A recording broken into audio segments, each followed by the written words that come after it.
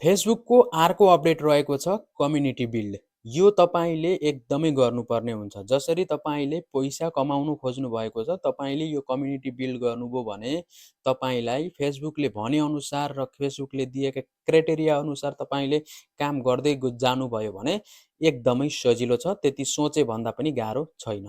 तर तपाईँले के गर्नुपर्छ भने फेसबुकले भनेअनुसार नै काम गर्नुपर्छ। आज म तपाईँलाई देखाउँछु कसरी हामीहरूले फेसबुकमा भनौँ या पेजमा कसरी कम्युनिटी बिल्ड गर्न सक्छौँ। सुरु गरौँ है त।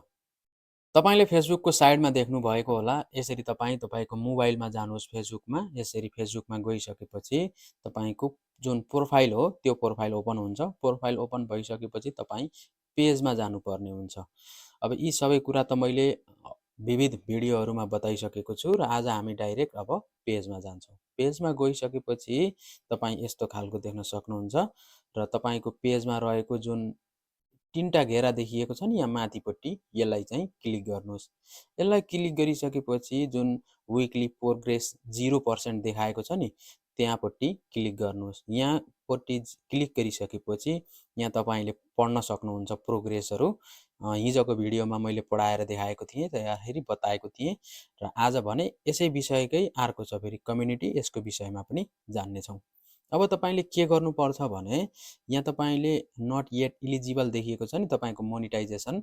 अब यो सबै गर्नको लागि, यो मोनिटाइजेसन इलिजिबल बनाउनको लागि तपाईँले यी सबै कुराहरू फलो गर्नुपर्ने हुन्छ।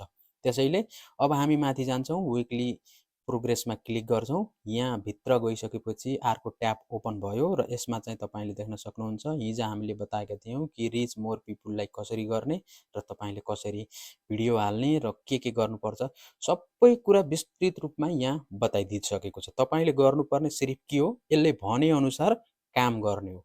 अन्त कतै जान पर्दैन। जे पनि हाल्दै हुनुहुन्छ प्रोफेसनल ड्यासबोर्डमा जानुहोस्। प्रोफेसनल ड्यासबोर्डमा बताइएको अप्सन चुज गर्नुहोस् र त्यहाँबाट तपाईँले गर्नुहोस्। आज हामी जान्छौँ कि कम्युनिटी बिल्ड।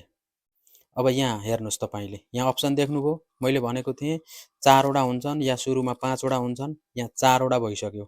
यो सबै अहिले दिएको, पहिला 3टा पनि हुन्थे, अहिले चाहिँ यो गेट क्विक स्टार्ट फेसबुक भन्ने चाहिँ नयाँ अपडेट आएको रहेछ। अब हामी के गर्छौँ, बिल्ड माई कम्युनिटीमा क्लिक गर्छौँ। अब यहाँ क्लिक गरिसकेपछि यहाँभित्र तपाईँ देख्न सक्नुहुन्छ। अब तपाईँले गर्नुपर्छ के भने reshare one reel as a story. तपाईँले सेयर गरेको रिललाई स्टोरीमा फेरि अपलोड गर्नुहोस् भनेको छ। आफै फेसबुकले सबै कुरा सिकाउँछ पनि, तर जान्नु चाहिँ पर्यो। अब क्रिएट 4 न्यू पब्लिक रिल्स भनेको छ। 4वटा तपाईँले के गर्नु पर्यो, तपाईँकोमा 5वटा भनेको होला या फेरि 6वटा भनेको होला, तर गर्नुपर्ने के, यसले भनेअनुसार। यो धेरैमा पर्दैन, विकलीमा 4वटा भिडियो त एटलिस्ट तपाईँले हाल्न पर्ने हुन्छ, ताकि यी सबै कुरा गर्दै गइसकेपछि फेसबुकलाई पनि लागोस् कि ए यसले त स्ट्रगल गरेकै रहेछ, यसको खोलिदिउँ न त मोनिटाइजेसन भनेर आफै खोल्न पनि सक्छ। तर तपाईँले गर्नुपर्छ के, यिनीहरूले भनेअनुसार काम गर्दै गर्नुभयो भने चाहिँ साइडमा देखिएको पेजको जसरी ग्रो हुन्छ र इन्कम पनि त्यसै हिसाबको हुन्छ। अब तलपट्टि के देखाइएको छ भने क्रिएट 4वटा न्यू पब्लिक पोस्ट भनेको छ।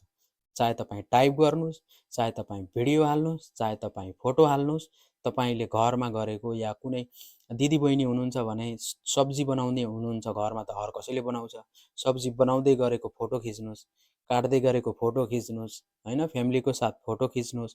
फ्यामिली भन्दा पनि कुनै पनि वस्तुको फोटो खिच्नु र हाल्नुभयो भए पनि तपाईँले त्यहाँबाट पनि यो पोस्ट पुरा गर्न सक्नुहुन्छ।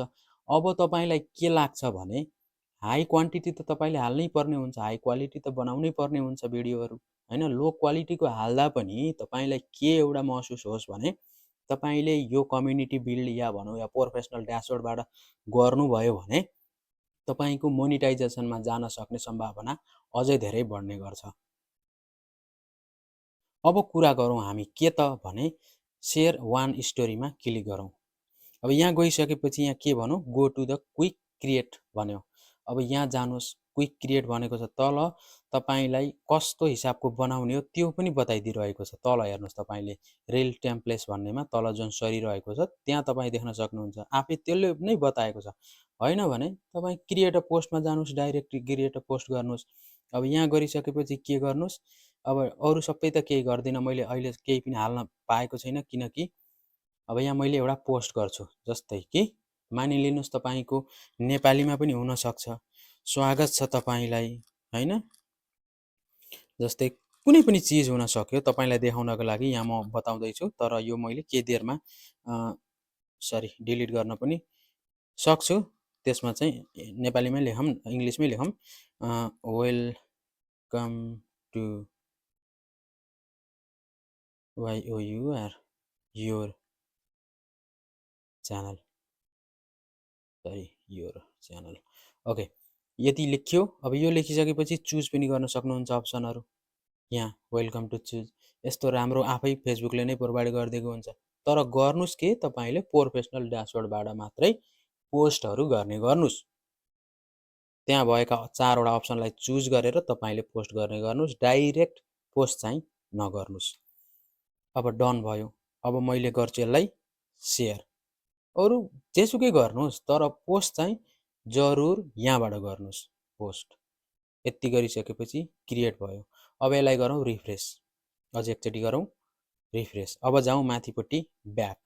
अब माथिपट्टि ब्याक जाउँ, यहाँ हेर्नुस् 92% रिमाइनिङ देखायो एउटा पोस्ट गर्दाले। यहाँ 4 वटा जिरो थियो तल क्रिएट अ न्यू पोस्टमा, एउटा भयो। अब 4 वटा कम्प्लिटमा एउटा भयो, अब 3टा बाँकी रह्यो। यसरी तपाईले गर्नुपर्ने हुन्छ। त्यसपछि बल्ल तपाईको कम्युनिटी बिल्ड भनेको जुन तपाईको हेर्ने र तपाईले गरेका क्यापेसिटीहरू त्यहाँ अपडेट हुन्छन्। त्यसपछि अरूको भन्दा जसले डाइरेक्ट हालेको हुन्छ उसको भन्दा छिटो तपाईको मोनेटाइजेसन हुने पक्का छ। धन्यवाद।